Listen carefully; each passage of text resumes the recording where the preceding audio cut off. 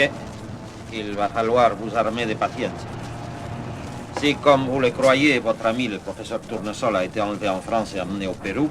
Nous avons même toute raison de croire qu'il est à bord du cargo qui vient d'entrer dans le port de Callao. On le retient prisonnier, tonnerre de Brest. Et nous, on nous surveille depuis notre arrivée à Callao. C'est vrai.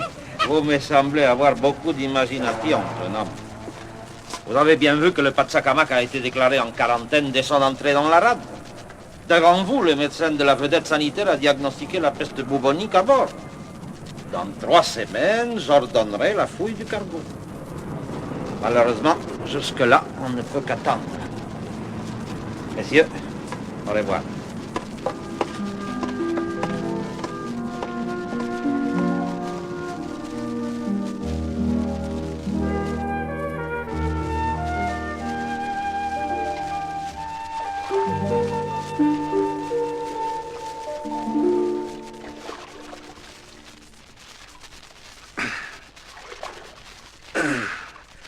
Mais voyons, c'est de la folie, Tintin. De s'embarquer comme ça au milieu de la nuit, dans un canot minuscule.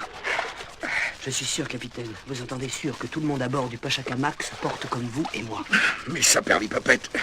Le docteur a pourtant Le dit... docteur a un physique qui m'a frappé tout de suite. C'est un Indien.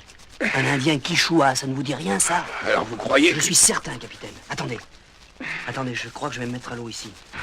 Il serait dangereux d'aller plus loin. Vous êtes toujours décidé, Tintin? Plus que jamais. Si je ne suis pas revenu dans 2 heures, vous avertissez la police. Bonne chance, fiston. Merci, capitaine. Allez, j'y vais.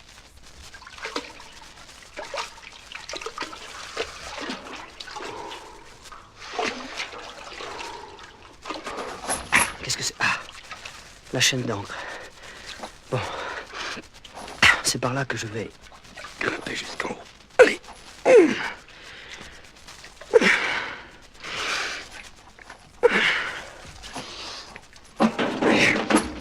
Le bastingage. Allons-y. Là. Voilà. Maintenant, Tintin, mon petit Tintin, le plus difficile reste à faire. Tu risques d'être mal reçu à bord si on t'aperçoit. Que pasa abajo? Pas hésiter, j'entre dans cette cabine. Allez.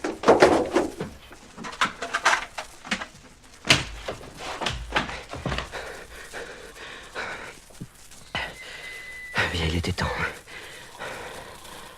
Mais il y a quelqu'un ici. Ouais. Quelqu'un qui dort heureusement. Non, non, plus à l'ouest, plus à l'ouest. Cette voix, mais... Ah, là, plus à l'ouest. Monsieur Tournesol. Ah, les bandits, j'en étais sûr. À l'ouest. Monsieur Tournesol, réveillez-vous. Monsieur Tournesol... La lumière, vite. Là, voilà. Ça y est. Ah, mon Dieu, c'est un blafard. Professeur. Professeur, réveillez-vous, c'est Tintin. Allons, professeur. Ah, rien à faire, il a été drogué, le malheureux. Mais qu'est-ce qu'il a au poignet? Ah, le bracelet de la momie. Tu as deviné. C'est le bracelet des Rascar Capac. Haut les mains. Chiquito. Oui, Chiquito. Cet homme a commis un sacrilège. Il s'est emparé du bracelet sacré de l'Inca et doit mourir. Quant à vous, je vous fais prisonnier. Ne bougez pas. Alonso! C'est le moment. Allez, tiens, procès pour ton sol. Et voilà. Et maintenant, la fuite. Halt! Où y tire? Ah, petit des canailles! Le bastingage. Allez, vite.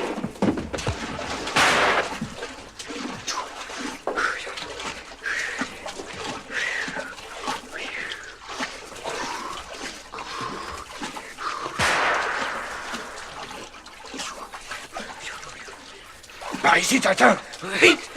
Vite, prenez ma main. Merci, capitaine. Voilà. Il faut prévenir la police tout de suite. Tournesol est à bord. Vite, vite.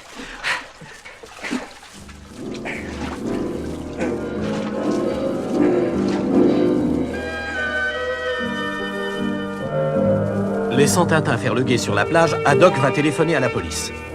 Il ne parvient à réveiller que les Dupont qui reviennent avec lui.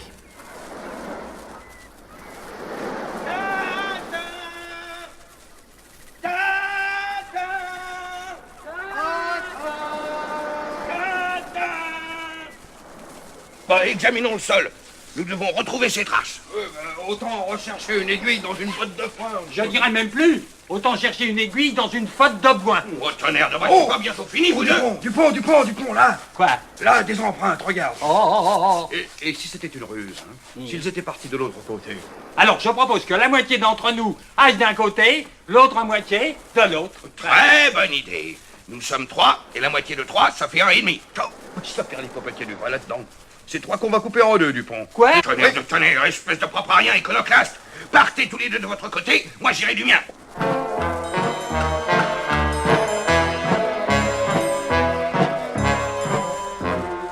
Et Haddock, seul, entreprend de suivre les empreintes découvertes dans le sable. Des heures que je marche et toujours rien. Ah, tiens, peut-être ce jeune indigène là-bas sur la route pourra-t-il me renseigner. Hé, là-bas! Si, senor. Toi, pas vu jeune garçon, un blanc avec petit chien. Oh, chien, blanc aussi. Compris? Si, capitaine Haddock, voilà le jeune garçon et voilà le chien. Oh, t'es un sacré pan. En parole, je t'avais pas reconnu. Mais pourquoi ce déguisement? Je vais vous expliquer en marchant, nous n'avons pas de temps à perdre. Peu après votre départ de la plage, ils ont débarqué Tournesol. Ils l'ont ficelé sur un lama. J'ai suivi de loin et en traversant la petite ville de Santa Clara, où nous arrivons d'ailleurs, j'ai acheté ce poncho et ce chapeau péruvien pour passer inaperçu. Ils ont pris des billets pour Rauga et Tournesol, sans doute sous l'effet de la drogue, les a suivis docilement. Tenez, nous voilà à Santa Clara. Le prochain train part à midi. Et plus tôt nous serons à la gare, plus nous aurons de chance de trouver des places. Vous avez raison.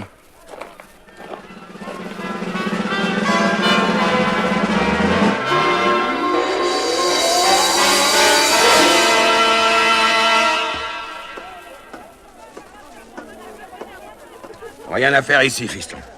On ne peut rien tirer de personne. Pas plus du commissaire de police que des Indiens dans la rue. Vous avez remarqué l'attitude curieuse du commissaire? Oui, on dirait qu'ils ont tous peur de nous aider, comme si une puissance inconnue les menaçait.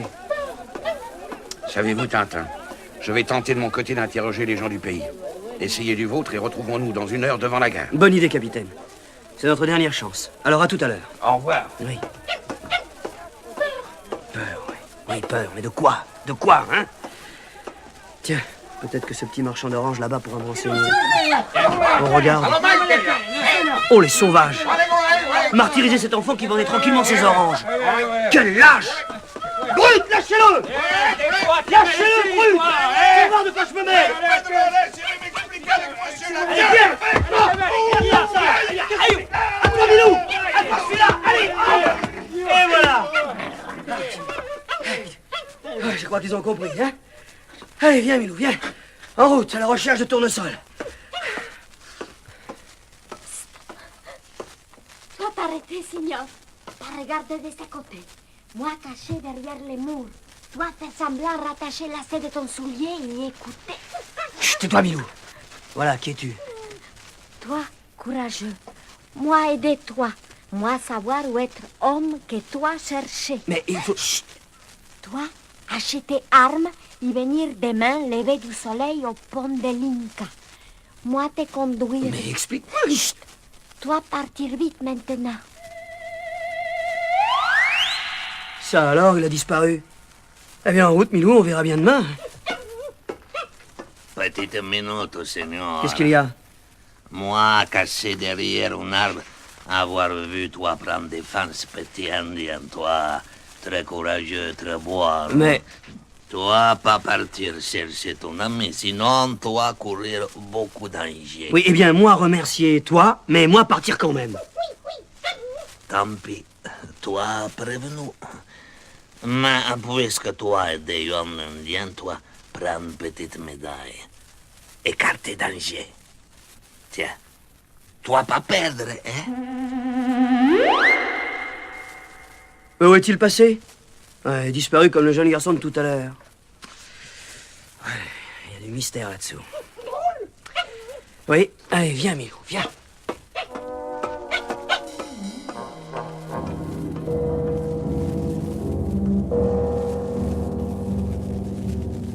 Avec Haddock, à qui il fait part de ces deux étonnantes rencontres, Tintin va acheter des armes. Et le lendemain matin, à l'aube, au pont de l'Inca... Ah, le voilà. C'est le petit marchand d'oranges d'hier. Et avec des lamas. Oh, j'ai horreur de ces imitations de chameaux.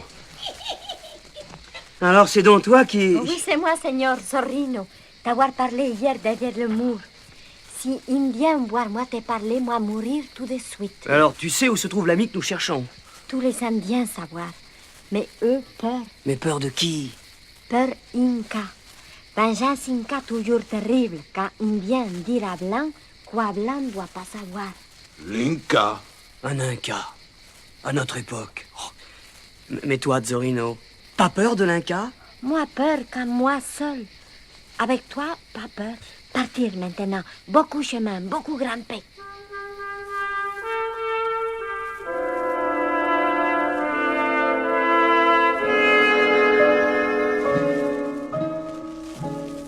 La caravane, composée de Tintin, Haddock, Milou, Zorrino et les deux lamas, se lance dans la grande expédition. Après avoir été attaqués par les Indiens, nos amis échappent de justesse à une avalanche devant laquelle s'enfuient les lamas.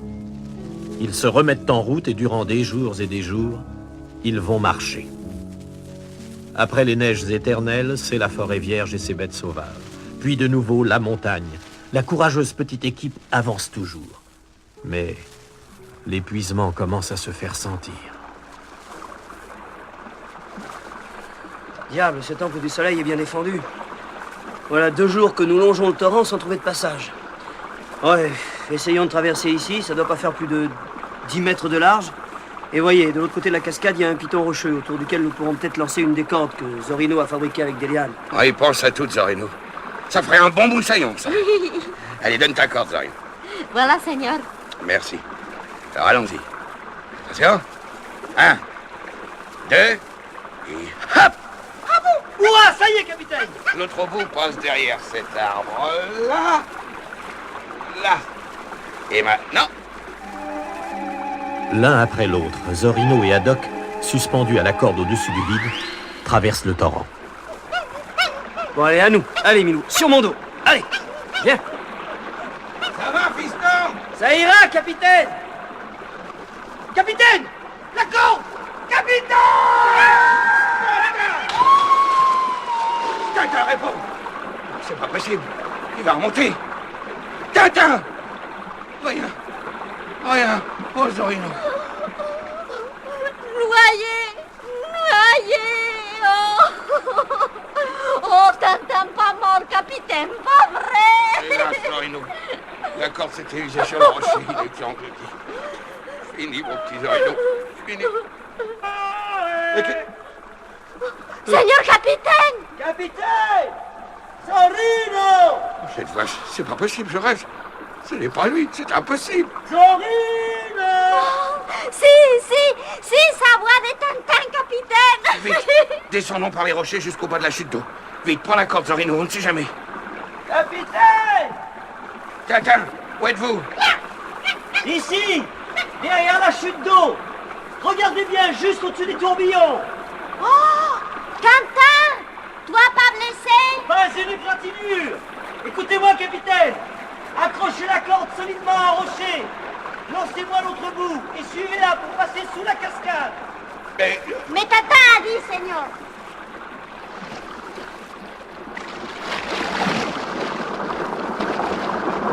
Mais il faut savoir bien où sommes-nous donc? Derrière la cascade. Je crois que par un hasard providentiel, j'ai découvert une ancienne entrée du Temple du Soleil. Hein? Oui, entrée sans doute oubliée des Incas eux-mêmes. Regardez, capitaine. À ce tunnel succède un escalier de pierre qui s'enfonce dans la montagne. Mais bon sang, il doit faire noir comme à l'intérieur d'un cachalot. Ouais, je le croyais comme vous, mais les rochers sont couverts d'une matière phosphorescente qui diffuse de la lumière. Bon, allons-y. Voilà l'escalier. Ça grimpe, dites donc. Oui, j'ai l'impression que nous ne sommes plus très loin de Monsieur Tournesol. Ah, si vous pouviez dire vrai, Tintin.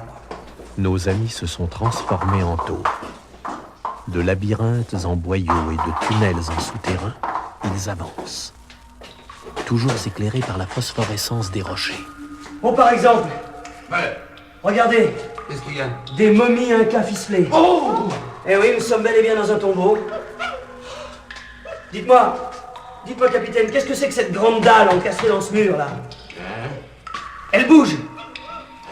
Aidez-moi à la faire basculer. Allons-y. Allez, aide-nous, Zorino. Allons-y. Ça va, encore un effort. Oui. Attention! Attention!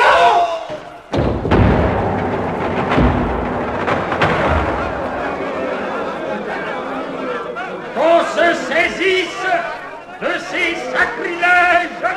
Capitaine, nous sommes dans la grande salle du Temple du Soleil. Mais je le sais bien, Mitsama. Et on est plutôt mal accueillis. Défendons-nous. Ah, pas la peine, capitaine. Ils sont trop nombreux. On les enferme avant de les faire comparaître devant l'Inca.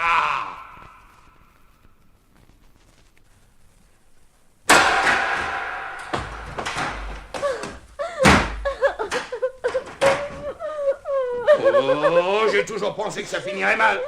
Oh, tonnerre de tonnerre de tonnerre. Oh, ne vous inquiétez pas, capitaine. Oh.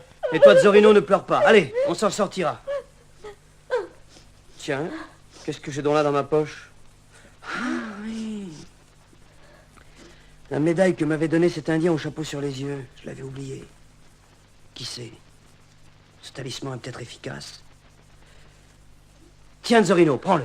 Gracias, Tanta. Attention, on vient.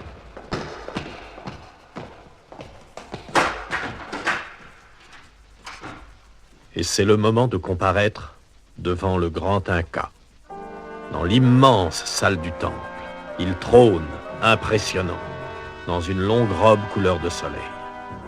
Tout autour de la salle, des centaines d'Indiens graves, silencieux.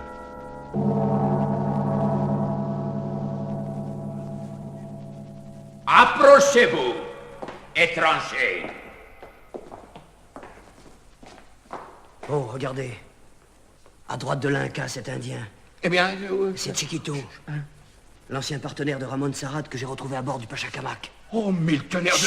Étrangers! Notre loi ne prévoit qu'un seul châtiment pour les étrangers qui pénètrent dans le temple sacré où nous perpétuons le culte du soleil. Et ce châtiment, noble fils du soleil? Ce châtiment, c'est la mort. La mort? Et vous croyez que nous allons nous laisser massacrer? C'est grave, capitaine, je vous en prie. Bon. Noble fils du soleil, excusez mon ami. Nous n'avons jamais voulu commettre de sacrilège. Nous voulions simplement retrouver notre ami, le professeur Tournesol. Votre ami a osé se parer du bracelet sacré de Raskarkapak. Il sera lui aussi mis à mort. Mais enfin, non, un petit peu... C'est le soleil lui-même qui, de ses rayons, mettra le feu au bûcher qui vous est destiné. Brûlé vif?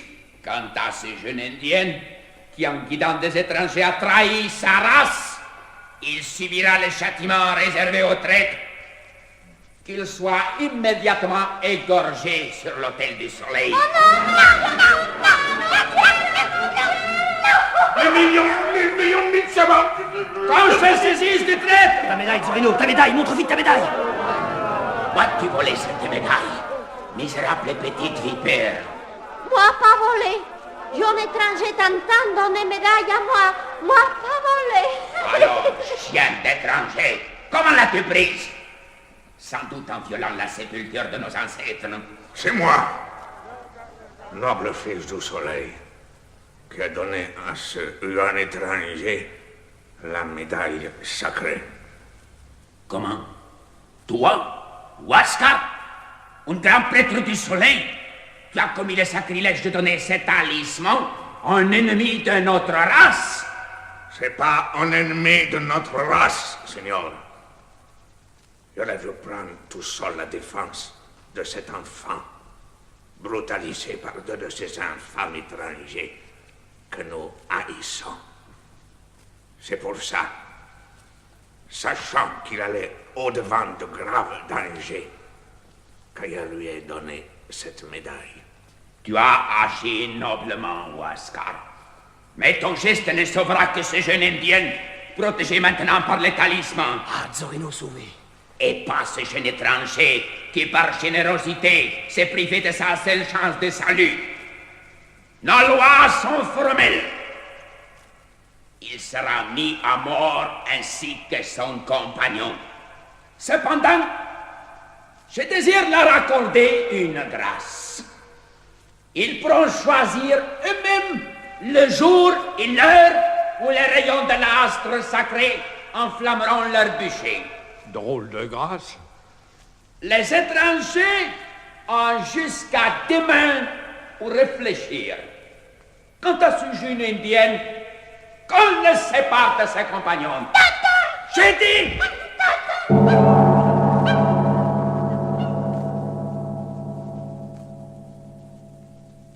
Le sort en est jeté. Il semble que nos amis ne puissent attendre de secours de personne. Les Dupont-Dupont, pourtant, après avoir arpenté l'Amérique du Sud et le pôle Nord sans résultat, ont recours à la radiesthésie pour trouver enfin la bonne piste. L'Arc de Triomphe, les pyramides d'Égypte, les mines du Nord, les deux policiers suivent toujours leur pendule. Pendant ce temps, dans un cachot du Temple du Soleil... Oh là là là là là, comment sortir d'ici?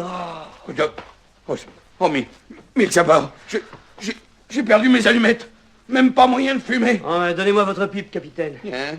J'ai une petite loupe et avec ce soleil... Ah, c'est certainement comme ça que les Incas mettront le feu au bûcher sur lequel nous serons grillés. Oh. Milou, où est-ce que tu as déniché ce papier? Fais voir. Allons, laisse-le-moi, Milou, donne-le-moi. Mais non, mais attends, c'est le bout de journal qui a emballé nos dernières cartouches. Attendez, capitaine, je reconstitue les morceaux. Tiens. Intéressant cet article. Ça, par exemple, c'est vraiment curieux. Voyons la date. Quelle coïncidence. Voyons, ne nous affolons pas. Nous sommes... Oui. Bon, alors 23 moins 4. Oui, il faut tenir compte du changement de latitude. Oh, ma tête. Alors voilà, j'ai 35 minutes, 40 secondes, 2 tierces, 2 dixièmes. Ce n'est pas possible. Youpi! Capitaine Milou, nous sommes sauvés! Sauvés, comment, expliquez-vous? Non, je ne vous dirai rien maintenant. Promettez-moi seulement de m'obéir en tout, sans comprendre. Vous saurez tout plus tard, je vous le promets. Promis?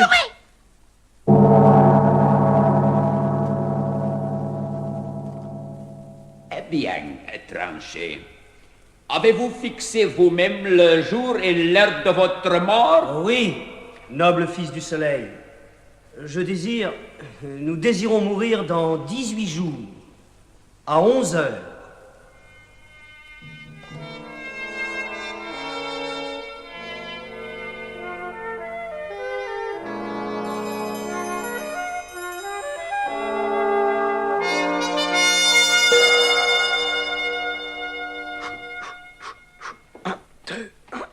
Oh, tonnerre! Nous n'avons plus que 4 jours à vivre, mille sabords, et vous faites de la culture physique! Quel moment! Oh!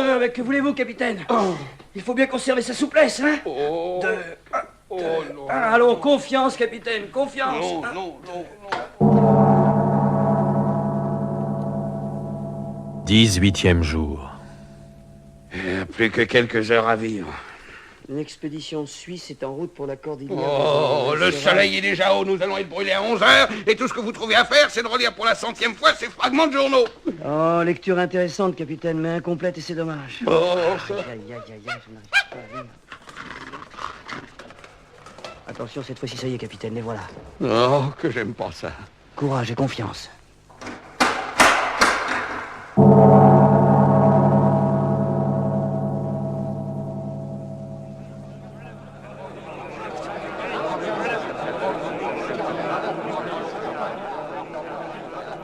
Mais c'est une vraie fête de village, ma parole.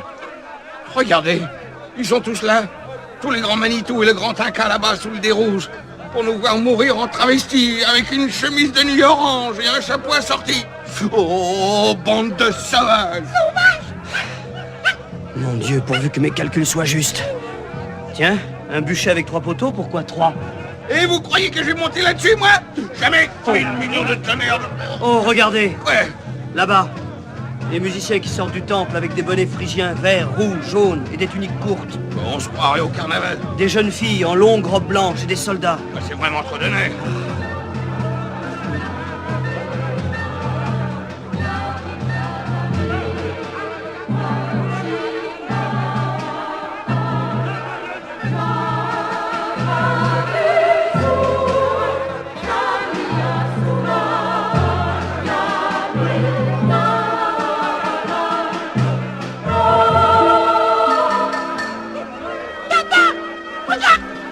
Oh, capitaine, là-bas.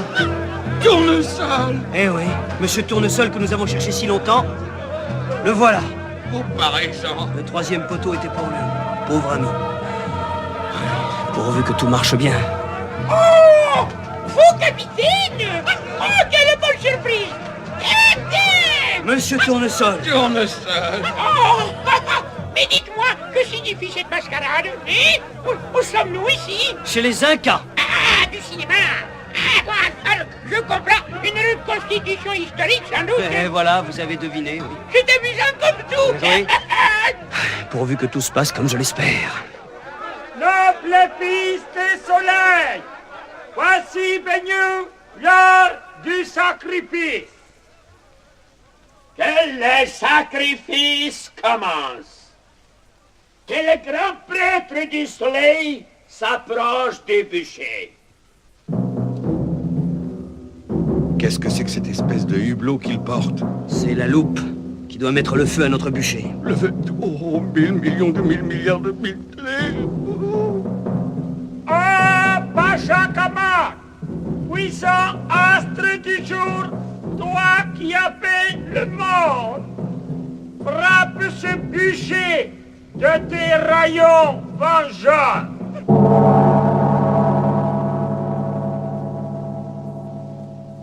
Vous avez raison. La loupe. Et courage, Tintin, c'est le moment. Arrête, Wako.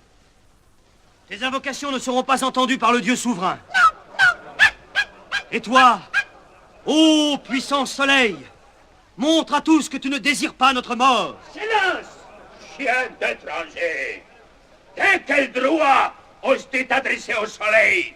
Ô sublime Pachacamac, je t'adjure de manifester ta toute-puissance.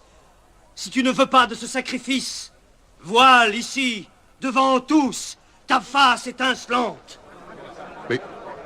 Mais le ciel se couvre. Oh, ça alors. Merci, ô astre souverain. Merci, ô soleil. Tu as entendu ma prière. Tes rayons déclinent. Mais ma parole, c'est de la sorcellerie. Qu'en pensez-vous, mon cher Tintin, hein? Mais génial, hein? Génial, vraiment, cette idée d'attendre une véritable éclipse pour tourner cette scène. Quoi? Une éclipse? Une éclipse, c'est une éclipse. Grosse étranger, je t'en supplie, fais que le soleil luise de nouveau et je t'accorderai tout ce que tu me demanderas. Soit, noble Inca, j'ai confiance en toi. Sois donc rassuré. Je vais ordonner au soleil de réapparaître. Ô soleil, puissant astre du jour, aie pitié de tes fils, que la lumière réapparaisse. Oh, le petit futé. Pachacamac, le soleil lui obéit. Vite, vite, qu'on les délivre à l'instant. Eh bien, capitaine, le journal. Vous comprenez à présent?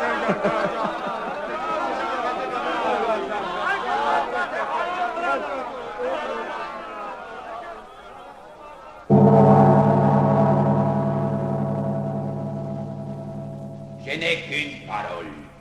Ô nobles étrangers, vous êtes libres. Je te remercie, noble fils du soleil. Mais j'ai encore une demande à t'adresser. Je t'écoute. Il y a dans mon pays 7 savants qui continuent à endurer à cause de toi de terribles souffrances. Ces hommes sont venus ici pour violer nos tombeaux et piller nos trésors sacrés. Ils méritent le châtiment que je leur ai réservé. Tu te trompes, noble fils du soleil. Ces savants ne sont pas des voleurs. Ils n'ont eu d'autre ambition que de faire connaître au monde entier vos traditions séculaires et la richesse de votre civilisation. Tu ignores le mensonge et je te crois. Veuillez me suivre, ô étranger. Je vais devant vous mettre fin à leur supplice. Venez. Je vous emmène dans le sanctuaire d'où par magie nous les faisons souffrir. Vous allez voir les 7 statuettes de cire. Chacune représente un des hommes dont vous m'avez demandé la grâce. Entrez.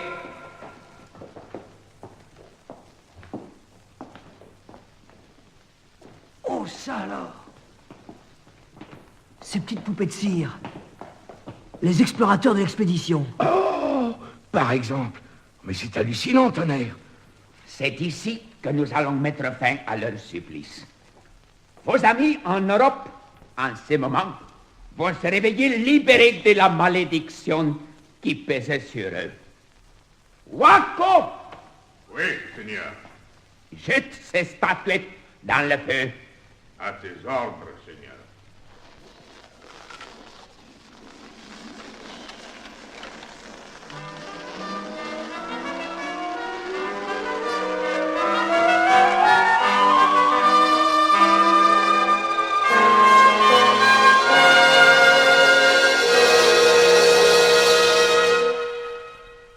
Je te remercie, noble fils du soleil.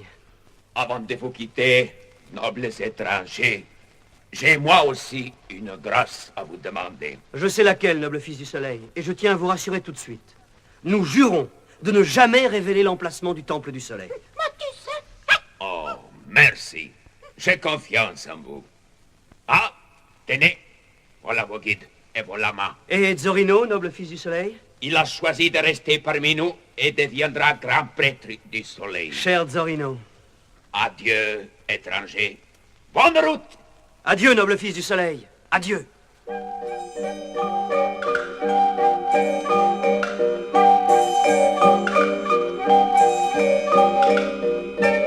Et tandis que Tintin, Milou, Haddock et le professeur Tournesol quittent le temple du soleil pour retourner vers l'Europe, nos 2 amis Dupont-Dupont, leur livre de radiesthésie sous le bras, leur pendule en main et la moustache au vent, continuent à arpenter sans relâche le continent. Personne aux autotamponneuses. Personne, Dupont. Et pourtant le pendule est formel, ils sont dans un endroit où ils viennent d'être fortement secoués. Ça ne fait rien. Dupont, nous touchons au but. Faisons tous les manèges de cette fête foraine, mais nous les retrouverons inévitablement. Dupont, vous êtes superbe. Oh, oh, si, oh. si, je le maintiens, vous êtes superbe et nous les retrouverons.